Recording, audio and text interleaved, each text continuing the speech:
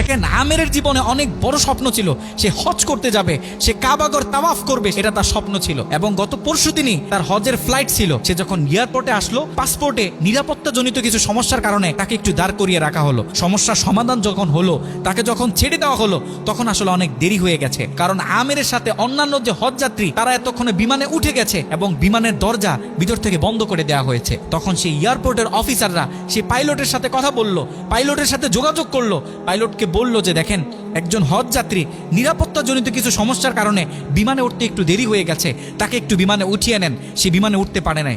তখন পাইলট স্পষ্ট বলেছে যেই বিমানের দরজা একবার বন্ধ হয়ে গেছে সেই বিমানের দরজা দ্বিতীয়বার কারোর জন্য আর খোলা হবে না। কথা বলে পাইলট বিমানটা আকাশে ফ্লাই করলো।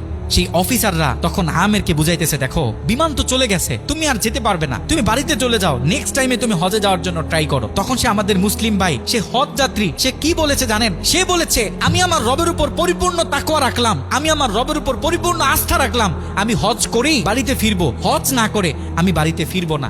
কথা বলে সে এয়ারপোর্টে দাঁড়িয়ে রইল। ঠিক কতক্ষণ পর সেই বিমান থেকে এয়ারপোর্টে মেসেজ করা হলো যে বিমানের ভিতরে যান্ত্রিক সমস্যা দেখা গিয়েছে, খুব ইমার্জেন্সি বিমানটা সেই এয়ারপোর্টে ল্যান্ড করতে হবে। বিমানটা যখন এয়ারপোর্টে ল্যান্ড করা হলো, যান্ত্রিক যে ত্রুটি, এই ত্রুটিগুলো যখন সমস্যা সমাধান করা হচ্ছে, তখন সেই অফিসাররা সেই পাইলটের সাথে কথা বলেছে যে দেখেন কোনোভাবে এই যাত্রীটা একটু নেওয়া যায় কিনা, সে তো হজ করার উদ্দেশ্যে বাড়ি থেকে বের হয়েছে, সে তো বাড়িতে যেতে চাচ্ছে না, হজ না করে তাকে একটু নিয়ে নেন।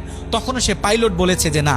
কথা বলে সেই পাইলট আবারও বিমানটা আকাশে ফ্লাই করালো। তখনও সে অফিসাররা আমেরকে গিয়ে বোঝাচ্ছে। আমের তখনও বলতেছে আমার রবের উপর আমার পূর্ণ আস্থা আছে, আমি তো আমার রবকে চিনি, সে আমাকে হতাশ করবে না, সে আমার মনের আশা রাখবে, আমি হজ করেই বাড়িতে ফিরবো। কথা যখন বলতেছে, এর ঠিক কিছুক্ষণ পরে আবারও সেই বিমান এয়ারপোর্টে মেসেজ করলো যে বিমানের ভিতরে এখন আগের চেয়ে বেশি কিছু যান্ত্রিক ত্রুটি দেখা গিয়েছে, বিমানটা আকাশে ফ্লাই করতেছে না, বিমানটা এমার্জেন্সি আবার এয়ারপোর্টে ল্যান্ড করতে হবে।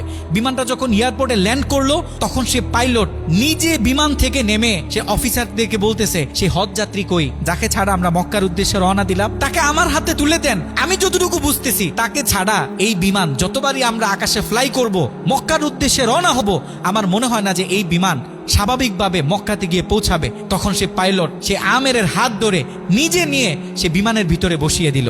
দেখেন আল্লাহ পাক তো স্পষ্ট বলতেছে ওয়ামাই ইয়াতাওয়াক্কাল আলাল্লাহি ফাহুয়া হাসবুহ, যে আমি আল্লাহর উপর তাওয়াক্কুল করবে তার জন্য আমি যথেষ্ট, যত বড় বিপদ হোক।